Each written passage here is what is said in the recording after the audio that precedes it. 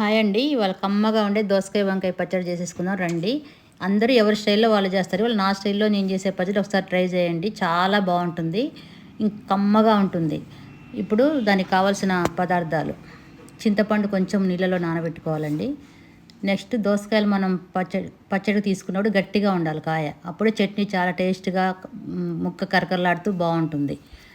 దోసకాయలు పీల్ చేసేసి మనం ముక్కలుగా కట్ చేసుకోవాలి, సన్న ముక్కలుగా. దోసకాయ కట్ చేసుకునేటప్పుడు చేదు చూసుకోండి. చేదు చూసుకోకపోతే చట్నీ అంతా మళ్ళీ పాడైపోతుంది.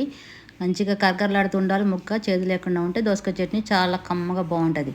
ఇప్పుడు సరిపడా పచ్చిమిర్చి ఒక 20 పచ్చిమిర్చి తీసుకోండి. తర్వాత 3 వంకాయలు తీసుకొని మీడియం సైజు ముక్కలుగా కట్ చేసుకోవాలి. స్టవ్ వెలిగించుకొని ప్యాన్ పెట్టేసుకొని ఆయిల్ వేసుకోవాలండి. ఆయిల్ మంచిగా వేడయ్యాక పచ్చిమిర్చి వేసుకోవాలి. పచ్చిమిర్చి మంచి లోపలికల్లా వేగేటట్టు వేయించుకోవాలి. పచ్చిమిర్చి మంచిగా వేగకపోతే చట్నీ టేస్ట్ ఉండదు. నెక్స్ట్ జీలకర్ర వేసుకోవాలి. జీలకర్ర కూడా మంచిగా వేగనివ్వాలండి. కలుపుతూ నెక్స్ట్ పసుపు వేసుకోవాలి. పసుపు కలిపేశాక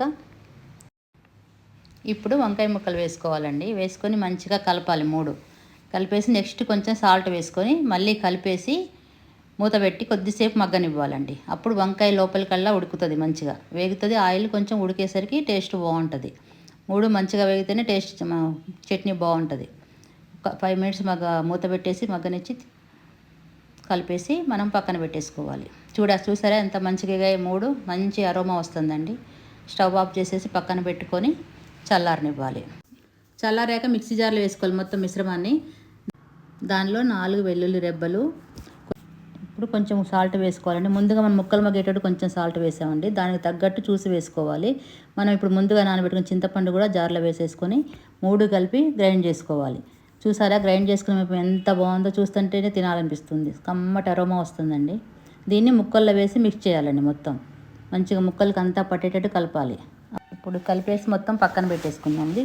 మంచిగా క్రంచీగా ఉంటాయి ముక్కలు, ఇలా కరకరలాడుతూ. దీన్ని కలిపి మొత్తం పక్కన పెట్టేసుకొని తాలింపు ప్రిపేర్ చేసుకుందాం. ముందుగా వెల్లుల్లిని రోట్లో వేసుకొని దంచి పక్కన పెట్టుకుందాం.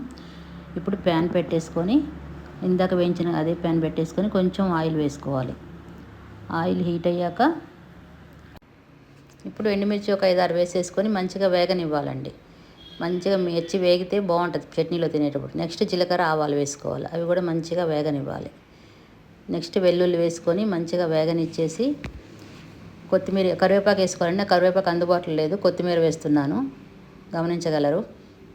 మంచిగా వేగాక నెక్స్ట్ ఇంగువ అండి. మెయిన్ ఇంగ్రీడియంట్ ఇంగువ. దోసకాయ చట్నీకి ఇంగువ వేసి మంచిగా కలిపేస్తే అరోమా మామూలుగా రావట్లేదండి, చాలా బాగుంది. ఇంగువ ఫ్లేవర్ బాగుంటుంది. ఇప్పుడు మనం ముందుగా ప్రిపేర్ చేసిన దోసకాయ చట్నీ దాంట్లో వేసి మంచిగా కలపాలండి. కలిపి ఎక్కువసేపు వేగనియొద్దండి. 1 సెకండ్ అట్లా కలిపేసి స్టవ్ ఆఫ్ చేసుకోవాలి. లేకపోతే మళ్ళీ ముక్క ఎక్కువసేపు వేగనిస్తే ముక్క మెత్తబడుతుంది, క్రంచీ ఉండదు. అప్పుడు వెంటనే తాలింపు వేసి 1 సెకండ్ కలిపేసి స్టవ్ ఆఫ్ చేసేసుకుంటే మన దోసకాయ చట్నీ రెడీ. చూసారు ఎంతో సింపుల్గా ఉండే దోసకాయ చట్నీ రెడీ అయిపోయింది. జస్ట్ 10 మినిట్స్లో అయిపోద్ది అంతా రెడీగా ఉంటే. చాలా బాగుంటుంది. ఒకసారి మీరు కూడా ట్రై చేసి ఎలా ఉందో కామెంట్స్లో చెప్పండి. లైక్ చేయండి, సబ్స్క్రైబ్ చేయండి, మా ఛానల్ ఫాలో అవ్వండి. థ్యాంక్ యూ అండి. మళ్ళీ నెక్స్ట్ వీడియోలో కలుద్దాం.